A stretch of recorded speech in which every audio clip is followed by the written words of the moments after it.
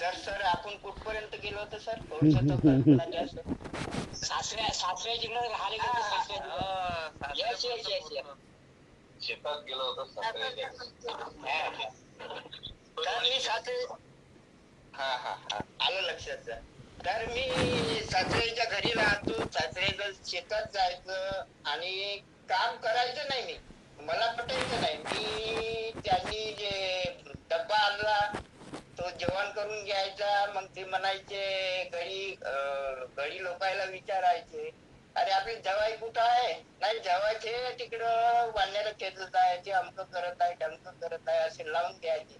आणि ते माणसं जे आपल्या होतीचे होते सर. असं करता करता 12 महिने कसे तरी काढले. मग मला पटलं नाही. मी त्यांना सोडून दिलं आणि मी माझ्या गावाला गेलो. आणि माझी पत्नी सुद्धा म्हणायची का मी काही तुमच्या गावाला येत नाही. ठीक आहे, नाही येत तर नको येऊ. नाही आलं तरी काही हरकत नाही. मग मी हे आता एकटा माणूस का बा आई वडिलांचं द्यायचं, मग चांगलं धार्मिक काम करायचं. धार्मिक कामामध्ये भागवत सप्ते राहायचे, त्या भागवत सप्त्यात जायचं, त्यांच्या संचामध्ये बसायचं, ध्यान सुद्धा वाजवायची. असं करता करता माझं नाव प्रकट झालं. टापले महाराज असं नाव प्रकट झालं. आणि त्या माध्यमातून खूप खूप दूर दूरचे ठिकाण सुद्धा मला माहित पडले. आणि ते प्रत्येक महाराज लोक फोन करून बोलायचे, या गावाला आज आहे, 7 दिवस तिथे आहे, महाराज या, असं करायचे. असं करता करता मग ते सुद्धा मला चांगलं नाही वाटलं. काय हे लोक मला काही म्हणायचे, याच्या काम करायचं किंवा गळते हायचा माल खाले जाते असं तसं म्हणायचे. मग त्यानंतर मी तेही बंद केलं. आणि ते बंद केल्यानंतर मग मी माझ्या रेकीला आलो.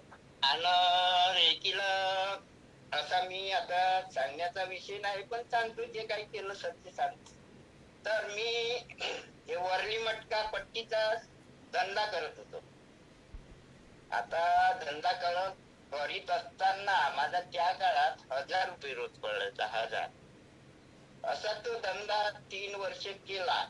आणि एका दारुड्यानं काय केलं, बायकोचे भांडे घरात घेऊन 10 ते 15,000 रुपये लावले. त्याच्यात लावलेला आला नाही. पैसे गेल्यावर त्याची जे पत्नी आली, नरेश भाऊ म्हणे या माणसानं माझे भांडे गहाण ठेवून सट्टाला पैसे आणले म्हणे. आता पोरा भरायला घरी खायला अनाथ नाही म्हणे. तर म्हणे आता मी कसं करू म्हणे, फार कठीण प्रसंग आला म्हणे. आता या माणूसचा आला, तुझे तर पैसे गेले म्हणे, पण आता मला इलाज नाही. तर त्या दिवशी जे त्या बाईने 15,000 रुपये हारला होता तिचा नवरा, त्याचे पैसे मला दया आले, त्याचे पैसे तुझ्याकडे घेऊन गेले. आणि म्हणलं बाई आता जरी तू तुझे भांडे जिथे गहाण आहे तिथे तू एक चांगला माणूस घेऊन जा आणि आपले भांडे सोडून घे. आणि याच्यानंतर त्याच्या हाती भांडे लागू देऊ नको, असं सुद्धा त्या बाईला सांगितलं. आणि त्याच्यानंतर माझ्या मनावर परिणाम आला का हे लोक आपण चांगलं काम करत नाही, आपण हे वाईट काम करत आहो. आणि जरी माणूस विचार करत नाही, या लत्तीवादाला दारू पिणारा विचार करत नाही, घरी काही तेल नाही मीठ नाही अशातला काही विचार करत नाही, असं माझ्या लक्षात आलं. आणि त्यानंतर मी पट्टीचा धंदा 3 वर्ष केल्यानंतर मी एकाही अधिकाऱ्याला सापडलो नाही, एकही माझ्यावर केस नाही. कारण मी चिठ्ठी उभारत नव्हतो, ठोक जे आकडे हातावर लिहून घेत होतो. आणि असं करता करता चिबीस कटवाले एक दिवस माझ्या मागे लागले होते. आणि त्यांना कोणीतरी धंदेवाल्यांनी सांगितलं की ह्या मुलगा बा चट्ट्याची पट्टी घे आणि याचा बिझनेस आहे. त्यानंतर मी ते एका पाठेल्यावर होते. आणि त्यानंतर तिकडं शेती होती खारी समजायची, त्या तिकडे मी जात होतो. पण माझा असं काही मी दिसायचं नाही का जेणेकरून ह्या मुलगा बा कोणी एकिंग करणार नाही, सट्ट्याची पट्टी घेते असा ज्या टावेल बांधून घ्यायचं, कसे तरी आपले मळके फळके कपड्यानं राहायचं, असं माझं हे होतं. कडक कपडे नव्हते त्यामुळे ते एकिंग करायचे नाही. पण त्यांना जे माहिती दिली जे धंदेवाल्यानं, पण ते ऍक्च्युअली माझ्यापर्यंत आले, पण माझ्या हातावर लिहून होतं, पण माझ्या लक्षात आलं का हे कटिंग बारीक आहे अंकारांसारखी आणि पोलीसवाले अधिकारी होय. तर मी ज्या पाटेलीच्या साईडनं लागलो सांगतो त्यावेळेस ते फडकन माझ्या मागे आले. लक्ष केलं अचानक त्या चावल लागली, मागे लक्ष केलं तर ही बिस्कट वाटले. तर मी काय केलं सर, मला तंबाखू खाण्यात शौक आहे. मी त्याला जास्त प्रमाणात चुना घेतला आणि तंबाखू थोड्या प्रमाणात हात बंदा घोट टाकला. त्याने काही आकडा दिसला न, तरी पण त्यांचा डाऊट होता. त्यांनी मला चाल म्हणे रे, मग त्यांनी मला रोडवर आणलं. रोडवरून समोर थोड्या दूर नेलं आणि थोड्या दूर नेल्यानंतर त्यांच्या जे परिचयाचा होता माणूस, तो माळी समाजाचा झाडे, तो तिकडून आला. नमस्कार सर म्हणे त्यांना. नमस्कार जी म्हणे. अरे म्हणे या मुलाला कसं काय आणलं तुम्ही इकडे, काय केलं म्हणे. तर म्हणे नाही साहेब, नायकाजी म्हणे या मुलगा म्हणे सट्ट्याच्या पट्टीचा धंदा करते असं आम्हाला रिपोर्ट आला. अरे कुठे सट्ट्याचा पट्टीचा धंदा करते म्हणजे, पावर त्याचा टावेल म्हणे, जाडजूड आहे म्हणे. कुठे चालला होता बघ म्हणे तू. काकाजी म्हणलं मी त्या अमुक रोजच्या घरी चाललो होतो की आमच्या शेतावर कामाले. तर या लोकांनी मला आणलं म्हणलं इकडं. नाही म्हणे, तसं नाही, तो गुरुजी पोरगा आहे म्हणे, त्याचे वडील शिक्षक होते म्हणे आणि त्याची नोकरी सुटल्यामुळे म्हणे तो मुलगा पहिल्यापासून काम करत आहे म्हणे आणि भलत्याच माणसाला पकडू नका म्हणे. तर त्यानंतर त्यांनी सोडून मला दिलं आणि मी मोकळा झालो. मग नंतर मी की हा धंदा करायचा नाही आणि आता आपल्याला हे लोक सुद्धा लागत आहे, जाऊ द्या, मी सोडून दिलं. आणि नंतर मी नागरी गावला आलो. माझी इथे बहीण असे संबंध आहे. आता मी सोबत काही पैसा नव्हता आणला इथे मी एका वर आलो आणि बहिणीच्या घरी एक आलो. आणि माझी ते पहिली बायको येण होती. त्या माझ्या या मावशांनी प्रयत्न केला आणि तिला चान्स सुद्धा दिला, ते आली नाही. त्याच्यानंतर आम्ही इथे नागरीला दुसरं केलं. वकिलाचा साथ घेऊन वकिलाला नोटीस, वकील शरदरावजी कार्यकार वरवळ्याचा वकील आहे, त्यामार्फत त्यांना नोटीस देण्यात आलं पहिल्या बायकोला. आणि त्याच्यानंतर त्यांचं नोटीसवर काही उत्तर आलं नाही. आपल्या वकिलांनी सांगितलं की तुम्ही बिनदाखल करून टाका. मग आम्ही एक गरीब कुटुंबातली देवळी भागातली देवळीची एक मुलगी बघितली. आम्ही समजा गरीब कुटुंब, एक भाऊ होता, बहीण हे एकच होती माझी पत्नी. अशा पद्धतीने मग आमच्या इथे लग्न झालं. लग्न झालं म्हणजे आता लग्न मग असं म्हणता येत नाही, 600-200 लोकांचं लग्न. आणि मंगलादेवीच्या मंदिरामध्ये या नागरीला टाकण्यात आले, हार टाकून. त्याच्या मामे सुद्धा तेच गावात राहतात. त्यांनी 200 लोकांचे जेवण दिलं. तेच कथा आणि तेच असा प्रकारचा आमचा हे विवाह झाला. त्यानंतर मला स्वतःचं घर सुद्धा नव्हतं, इथं मी किरायानं राहत होतो. लग्न झाल्यानंतर बहिणीच्या घरी कसं जमणार, मग मी किरायानं राहत होतो. 12 महिने किरायानं राहिलो. आणि 2005 साली मी एक पडकस असं, आता जिथं बोलत आहे हे पडकस मकान होतं जुन्या पद्धतीचं मातीचं. त्याही घरामध्ये मी 5 वर्ष काढले. भाडं द्यायचं बा, तसं तरी आपलं चहा चूक करून मग 5 वर्षानंतर ते 2-3 रूमा आणि संडास बाथरूम बांधला. आणि हे घर बांधताना पण माझी कठीण परिस्थिती होती. मी या घराला 8,000 ते 9,000 रुपये सिमेंटच्या स्वतः विटा बनवून आणि लोकांची रोज मजुरी करून हे घर, म्हणजे लोकांच्या मजुरी जायचं, सकाळी 12 वाजेपर्यंत काम करायचं, नंतर 3 वाजायचं, तर संध्याकाळी 6 वाजेपर्यंत काम करायचं, तो बी रोज. आणि उरलेल्या टाइमात दुपारी 200 विटा काढायचं मी, 200. आणि संध्याकाळी आल्यानंतर जेवणाच्या अगोदर 9 ते 10 वाजेपर्यंत 200, असे 4 मी एका दिवशी छापत होतो आणि त्या विटा छापून म्हणजे माझी विटा सुद्धा घ्यायची म्हणजे विकत घ्यायची तयारी नव्हती. त्यानंतर आता विटा झाल्या, आता सिमेंट राहिलं, पण सीट जे आमच्या घराचं हार्डवेअर आहे त्या कारवडकरचं हार्डवेअर आहे, त्यांनी सुद्धा मदत केली. नरेश भाऊ म्हणे तुले जेवढं सिमेंट लागेल तेवढं देतो म्हणे, पण बांध म्हणे तो. त्यांनी 1 वर्षाच्या मुदतीवर मला जेवढं काही 60 बॅगाला ते सिमेंट पुरवलं आणि त्या माध्यमातून मी हे घर उभं केलं. आणि त्यानंतर मी क्रेन मशीनने जे विहीर होतं त्या क्रेन मशीन विहिरीचे सुद्धा 8 वर्ष लगातार एकसारखं काम केलं. आणि जीवाला म्हणजे कसं आहे, एक ट्रेनचा टपची एक साखळी जरी तुटली तरी जीवन धोक्यात होतं. एवढं जीवन धोक्यात घालून मी ते विहिरीचं काम केलं 8 वर्ष. त्यानंतर शेतीचं काम केलं. असे वर्ष माझे कामात गेले. आणि आता मागच्या वर्षीपासूनच समजू, आता वर्षीपासूनच उन्हाळ्यापासून तसंच माझे वडील 5 डिसेंबरला मरण पावले.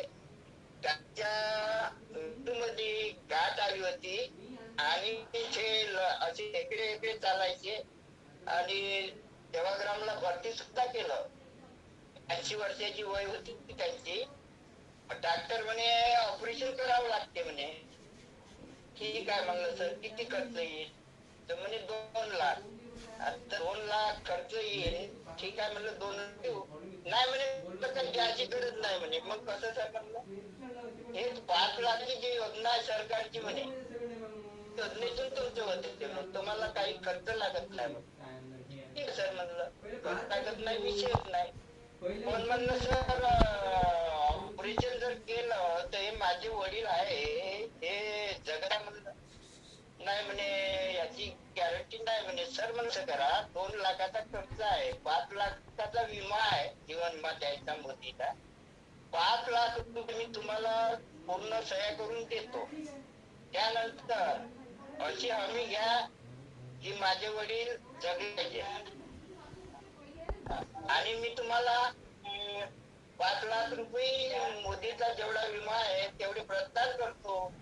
त्यानंतर माझे मला लिहून द्यावं लागेल, 100 रुपयाचा स्टॅम्प आणतो, त्या स्टॅम्पवर तुमचं दवाखान्याचं नाव, तुमच्या दवाखान्याचा शिक्का, तुमची सही. माझे वडील जर जगले जर नाही तर याची तुम्हाला जबाबदारी घ्यावी लागेल. नाही काकाजी म्हणे तसं आम्ही घेत नाही. मग तसं घेत नाही तुम्ही का म्हणलं या गरीब लोकांनी चिवट्या बना म्हणलं आणि पैसे वेस्ट करत म्हणलं.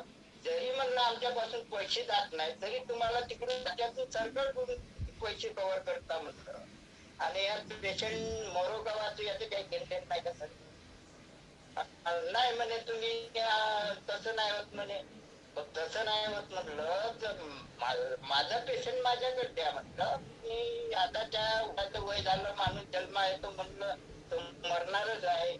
आता नंतर मरायचा 5 वर्षानंतर 5 वर्ष अगोदर मरेल म्हणलं. आम्ही आता तिथपर्यंत तेवढ्याच पैशात आम्ही भाव घालतो, आमच्या वडिलांच्या पूर्ण करतो. आम्ही 2 भाऊ होतो तेव्हा. लहान भाऊ माझा काही बोलली नाही, तो ऐकत होता, पण बोलणं मीच आहे, बोलत होतो. तर त्यांनी सांगितलं नाही तुमचा पेशंट घेऊन द्या. ठीक आहे सर म्हणलं, पण असं गरीबाला तुम्ही असं उल्लू चिवट्या बनून असे पैसे कमवू नका म्हणलं. हे पैसे तुम्हाला पुरत नाही म्हणलं. म्हणजे तुमच्या लोकांचं काम लक्षण होते म्हणलं. हे तुम्ही मन दुखून लोकांचे पैसे कमावता म्हणलं. याच्यात मला पटत नाही म्हणलं. काकाजी म्हणे मला माफ करा, मी नमस्कार करतो म्हणे, असे माणसं भेटली नाही म्हणे. नाही म्हणलं मी असं कसं व्यक्तिमत्व आहे म्हणलं.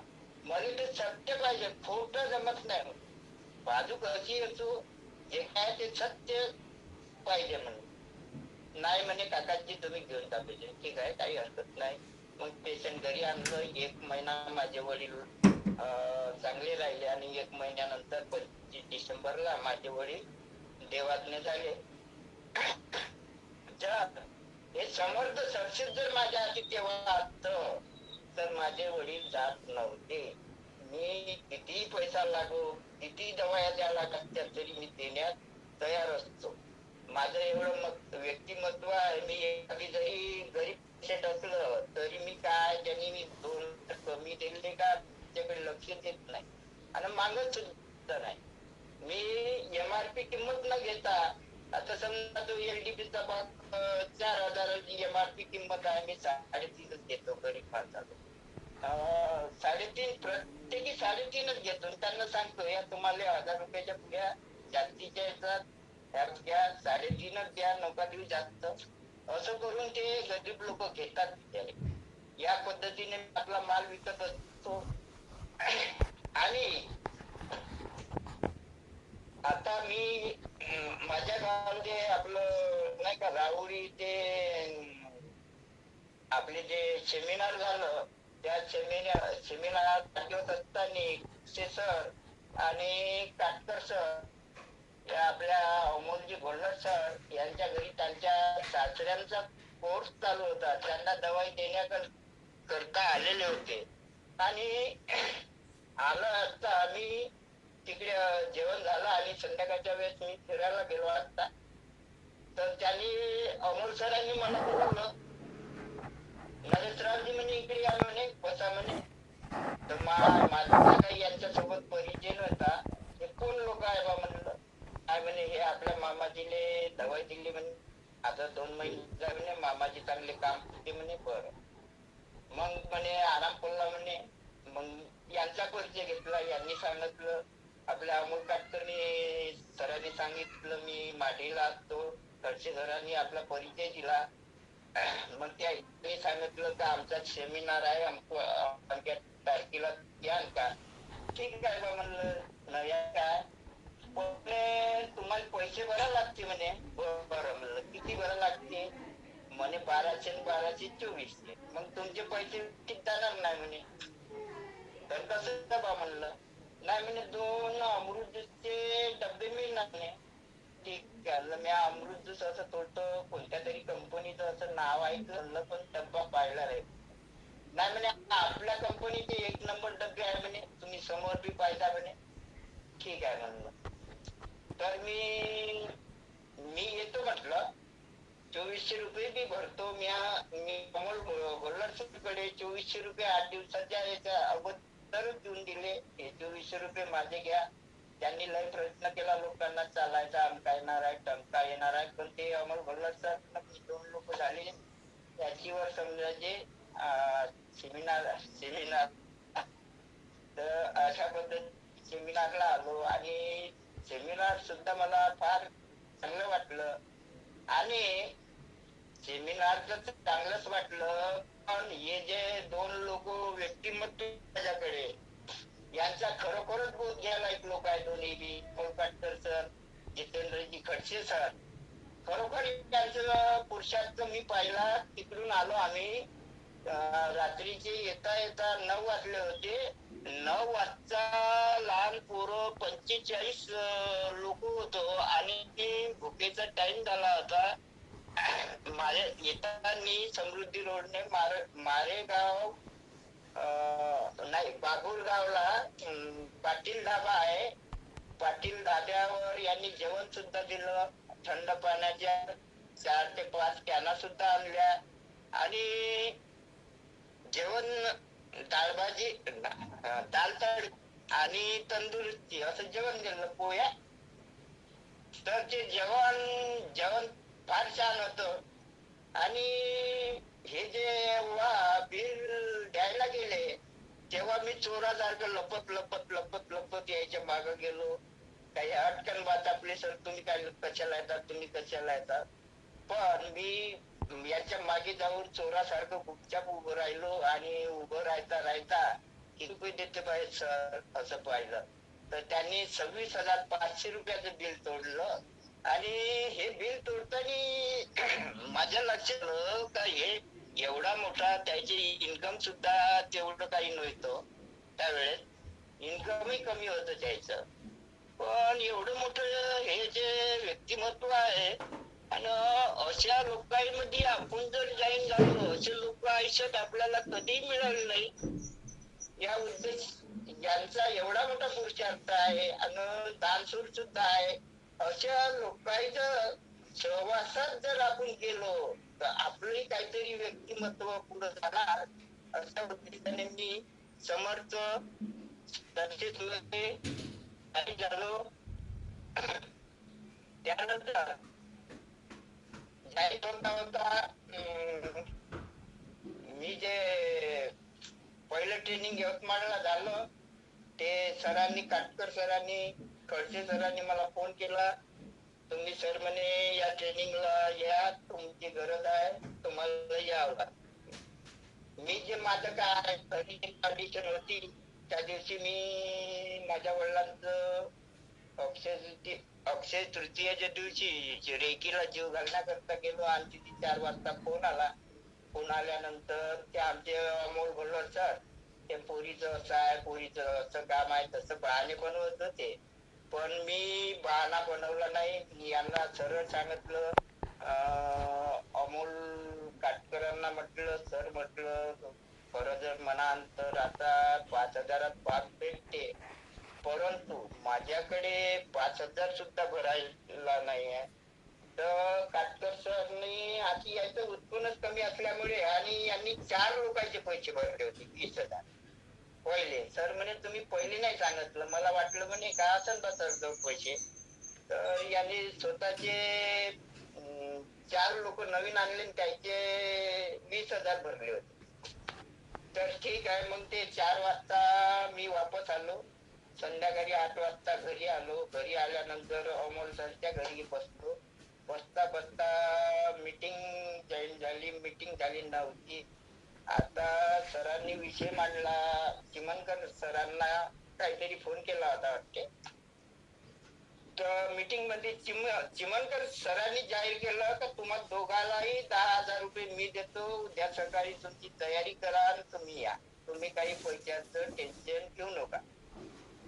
तर त्या आपल्या चिमनकर सरचं सुद्धा मी जरी पुढच्या पदावर गेलो तरी त्यांचं नाव विसरणार नाही. असं खूप ते म्हणजे दानशूर आहे कार्यकर्ते आपल्या समर्थ सरचे. आणि त्यांच्याच या मार्गातून असं म्हणायला हरकत नाही, माझंही म्हणजे निगेटिव्ह पॉझिटिव्ह झालं होतं. काय दासबा पैसे नाही असं नाही का, पण त्यांनी सुद्धा या जोरदार आपल्याला साथ दिला. आणि या साथामुळेच मी आता एवढं काही बोलू शकलो. 54 वर्षाचं माझं वय झालं. 54 वर्षाच्या काळात मी कुठेही कोणताही माईक घेतला नाही, कोणत्याही माईकवर बोललो नाही, कुठेही मला चान्स आला नाही. पण जेव्हा मी अमरावतीच्या ट्रेनिंग मध्ये बोललो आणि इकडे तिकडे माझ्या गावात व्हिडिओ जायला लागले आणि त्या व्हिडिओच्या लोक मला म्हणायला लागले, फार चांगलं बोलताय ते नरेश भाऊ, तुला फार आम्ही तुमचे जे भाषण आलं होतं ते पाहिलं आणि पायनशीर योग्यशीररित्या बोलताय ते असं लोकांना समजलं. आणि तेव्हा मी थोडीशी गाडी म्हणजे कसं आहे, ड्रायव्हर अनट्रेन जर असला थोडस म्हणजे स्टेरिंग सांभाळता येत नाही अशा पद्धतीचं होतं. माझी गाडी रुळाच्या बाहेर गेली होती. मग ते बाहेर गेली असता मी रुळावर सुद्धा आदली. आता अंकुश सर तर माझ्या पाठीमागे ऐकतच होते. तसेच आमचे जितेंद्रजी खडसे सर सुद्धा ऐकत होते. त्यांचा एक डोळा माझ्याकडे होता आणि एक डोळा राजकाळे सरांकडे होता. राजकाळे सर काही ऍक्शन उचलते बा. आता राजकाळे सरांनी सुद्धा ऍक्शन उचलली. बाकी काही लोक बोलले पण त्यांच्यावर सुद्धा त्यांनी थंब दिला नाही. पण माझ्या सीमा मॅडमचा हातचा जो माईक आहे, कॅमेरा आहे, ते स्वतः त्यांनी हाती घेतला. माझं तर लक्ष नव्हतं पण सांगते मी बोलण्याचेच येतच होतो. आता मी बोलून राहिलो तर माझं बोलण्याचेच लक्ष आहे.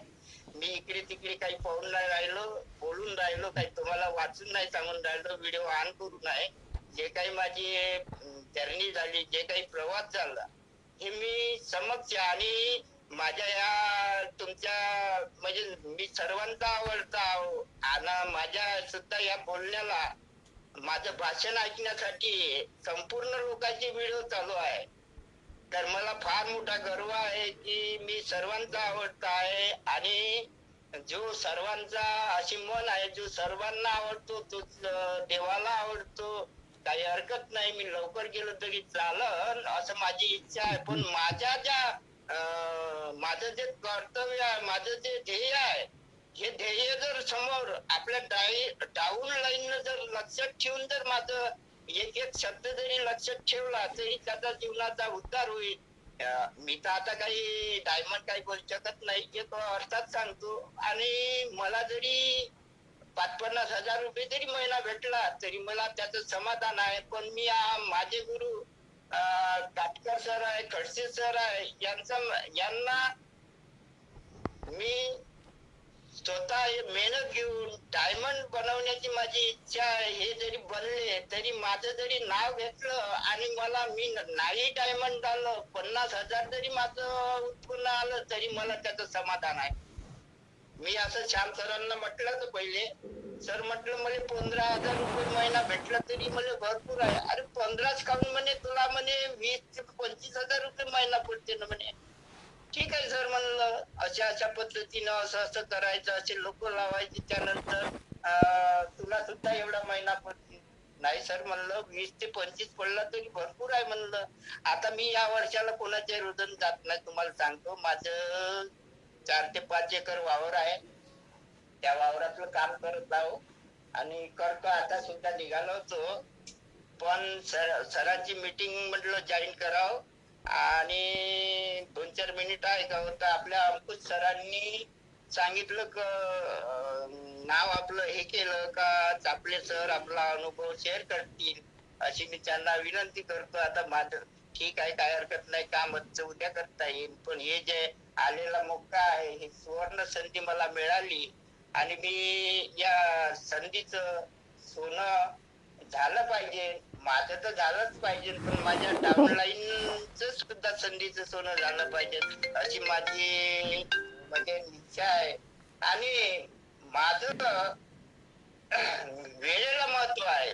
मी कसं आहे, कोणाच्या जरी कोणताही शेतीवाला शेतीच्याही कामात असेल, टाइमशीर मी योग्य 5 मिनिट न चुकता मी जातो त्याच्या टायमात. अरे कुठं आहे हो? टायमावर सुट्टी घेतो, 5 मिनिटाच्या कमी नाही जास्त नाही, असं माझं धोरण आहे. तसं हे प्रोडक्ट विकायला पूजाच्या फोनवरून किरणला फोन लाव. मी माझी जरी बस चुकली तरी मी पैदल 1 मी किलोमीटर कोणा का केलं? होईना मी पैदल निघतो. आणि कोणता 2 व्हीलर वाला थांबते, कोणता थांबत नाही. मग 2 कोणा व्हीलर केलं? वाल्याला सुद्धा हात देतो मी. आणि बहुतेक थांबतातच म्हणा माझ्याकडे, नाही थांबत हे करतात जागतिक. आता सर्वच लोक काही सारख्या स्वभावाचे राहत नाही. तर अशा प्रकारचं मी प्रवास करीत असतो.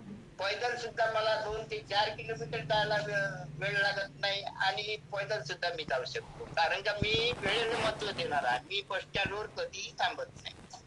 आता लोक म्हणाल काय पैदलच चालला, ठीक आहे म्हणलं तरी चालते. मी लोकांकडे पाहत नाही, मी आपल्या स्वतःच्या दिमागानं असं हे आपलं म्हणजे प्रोडक्ट फील्ड वरती जातो. आणि काटकर सर, खडसे सर मला बोलवतात. बोलावल्यानंतरही 1-2 वेळा तसा मौका आला, माझी 5 मिनिटानं बस चुकून गेली तरी पण मी 2-4 किलोमीटर केळीपर्यंत पैदल गेलो असं. आणि त्याच्यानंतर पुन्हा त्याच्याच माढळीची गाडी, त्यांच्याच आपल्या काटकर सरांच्या स्वतःची गाडी आली. स्वतःहून मला ओळखतात आणि स्वतःहून त्यांनी 4 व्हीलर गाडी थांबवली. 2 वेळा तसा त्यांचीच गाडी आली, 2 वेळाही तसं तेच गाडी मला मिळाली. त्या गाडी त्यांच्या वेळेच्या आत मी घरी जातो. चापले सर तुम्ही 6 वाजता या सकाळी, ठीक आहे, पण त्यांचंच होत नाही. मग कसं आहे, सिनियर जरी असले तर मी त्यांच्यावर का नाही बांबावतो. आता श्याम सरांना माहित आहे. आणि ते कोणते सर होते आपल्यासोबत, काटकर सर, राम सर आले होते तेव्हा,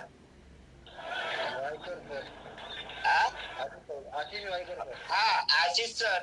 आशिष सरच्या समोर सुद्धा मी 1 ते दीड वाजलेला होता माझ्या घरी. श्याम सरांनी पाणी 1 गिलास पाणी घेतलं, चहा सुद्धा घेतलाय. सर म्हणजे फार मोठी भूक लागली. आणि या वेळेत आमचे माया डोंगरे मॅडमच्या घरी यांनी अर्धा तास टाइम दिला, पण ते काही टाइमही देऊन द्यायचं काही झालं नाही. तर मी यांच्यावर सुद्धा श्याम सर आणि आशिष सरच्या समोर मी बोललो आणि यांनी माझ्या बोलण्याचा राग सुद्धा मानला नाही, कारण का यांना घरीच सांगितलं होतं माझ्या पत्नीनं, यांचा स्वभाव असा आहे म्हणे, कधी हे कधी कोणाला काही बोलू शकते म्हणे. आपले खडसे सर आणि काटकर सर आम्हाला माहितच आहे म्हणे, आम्ही काही त्यांचा राग धरत नाही, तुम्ही काही फिकर करू नका म्हणे, कधी याचे संबंध वाईट होऊ शकते काही नाही येत म्हणे, आम्हाला माहित आहे त्यांचा स्वभाव म्हणे, ते बोलतात म्हणे, पण त्यांच्या पोटात असं काही राहत नाही म्हणजे, ते बोलतात, भडभड बोलणं आहे म्हणे त्याचं. आता काही लोक आपलं राग करत असतात, काही लोक नाही करत, अशा प्रकारचं आहे म्हणे. तर फार चांगले माणसं आहे म्हणे ते. मी घरी पण गावात सुद्धा माझ्या घरी लीडर माझ्या गेटला हात लावत नाही. मी जरी बाहेर गावचा माणूस आहो तरी या गावातले लीडर सुद्धा मला बोलायला दबकतात. अशा प्रकारचं माझं हे डेअरिंग आहे. तसं काही मी बदमाश नाही, पण मी तोंडावर बोलणारा माणूस आहे. आणि जो काही म्हणजे खरे खोटे धंदे करतो तो तोंडावर बोलते बा, तो माझ्याकडे येत नाही, जो सत्यवादीच माणूस माझ्याकडे, अशी हे माझं तत्व आहे. आणि आमचे काटकर सर येतात, आमचे खडसे सर येतात, त्यांना पण लोक सांगत असतात, मी नाही सांगत, लोक सांगतात या माणूस खूप कडक आहे बा, याला असं आडवं तिडवं पटत नाही, असे सुद्धा आमच्या सरांना लोक सांगतात, त्यांचा स्वभाव खूप कडक आहे. तरी पण मी आता या समर्थात लागल्यामुळे कसं आहे, माझ्या आता टीमचं महत्व आहे. आता मी ते कातवाचं प्रमाण कमी केलं, ठीक आहे, होईल थोडा बहुत उशीर. त्या दिवशी सेमिनारला सुद्धा मी एक गाडी इथून भरली आणि सेमिनारला सुद्धा माझी टीमने 5 गाड्याचे पैसे आमचे खडसे सर आणि काटकर सर यांनी या तिकीटचा आणि तिची जे तिकीट आहे त्यांचा सुद्धा खर्च या दोघांनीच केला. मला एकही फक्त म्हणे सर तुम्ही गाडी करायला, तुमच्या गावातली पैसे सुद्धा त्यांनीच दिले, मला काही 1 रुपया आणि कोणत्याच लोकांनी 1 रुपया त्यांना दिला नाही. त्यांनी स्वतः 5 गाड्याचा खर्च केला, असं त्यांचं व्यक्तिमत्व आहे. आणि असं जेव्हा मला व्यक्तिमत्व लाभलं आणि हे मी त्यांच्या बरोबर एकही ट्रेनिंग एकही सेमिनार सोडला नाही. मला मला ऍडजस्ट जाणं नसलं तरी मी ऍडजस्ट करतो. या सेमिनारच्या वेळेस सरांनी फोन केला मला 2-3 दिवसाच्या अगोदर, सर म्हणजे सेमिनारला या. मी आमच्या काटकर सरांना सांगितलं, सर म्हणलं माझ्या मुलीचं कास्ट व्हॅलिडिटी काढायला जायचं आहे, तर हे कास्ट व्हॅलिडिटी आहे सर 14 तारीख. मी यांनी सांगितल्याच्या बाद दुसऱ्या दिवशी संध्याकाळी विचारात पडलो. मला एक वाक्य आठवलं तुकडोजी महाराजाचं, उद्या करा याची आज करा काही, उद्याचा भरोसा नाही. हे वाक्य मी चहा पेता वाटत. अरे म्हणलं या वाक्य आपल्या ह्याच्यात आलं, त्याचं काय उद्देश बा. तर मी त्या रेकीला, म्हणजे ते कसं आहे जुनं रेकॉर्ड तिकडेच आहे आपलं, रेकीला ऑनलाईन दुकान आहे, त्या पोराला म्हटलं बापू म्हणलं 14 तारखेला येण्यापेक्षा मी जर अगोदर आलो तर जमन का आपलं काम, जमते काकाजी म्हणे. तर म्हणलं तुझे रुपये किती झाले म्हणे, 800 रुपये होते की म्हणे. ठीक आहे म्हणलं, मी ऑनलाईन पाठवून देतो आता, आणि तू माझ्या कामाची तयारी कर म्हटलं. येता म्हणलं मी म्हणजे 12 तारखेला गेलो आणि त्यांनी सर्व तयार ठेवलं आणि 13 तारखेला मी वर्धेला आलो. समाज कल्याण ऑफिस मध्ये गेलो, माझं काम सुद्धा झालं, मला कोणत्याही प्रकारचा त्रास झाला नाही. त्यानंतर मी माझ्या गावला आलो आणि ह्या सेमिनारची सुद्धा मी आपल्या टाउन लाईनला तयारी करायला सांगितली, ते गाडी केली आणि यांना घेऊन आलो. असं सुद्धा माझं आहे, माझं स्वभाव आहे, माझं हे ध्येय आहे, असं काम करतो मी. आणि माझं हे आपले चढोकर सर झाले, अंकुश सर झाले, राहुलजी ठोसर सर झाले, चिमणकर सर झाले, आपले श्यामजी पैलवान सर झाले. पैलवान, आता मी बोलता बोलता पैलवान का म्हणतो, लोक हसले पाहिजे. मला माहित आहे त्यांचं नाव. आपले सर बोला सर. पुन्हा 2 शब्द अजून सांगा, चांगले पटवून. आम्हाला पटले नाही, काही शब्द पटले नाही. 2 शब्द चांगले सांगा, समजू. काही शब्द पटले नाही का? घाई झालं का बोलणं? हो, नाही, आम्हाला आवडलं तुमचं. हा, तुम्ही ते आवडलं, पण थोडे 2 शब्द तुमचे अजून आणखी सांगा. ठीक आहे सर.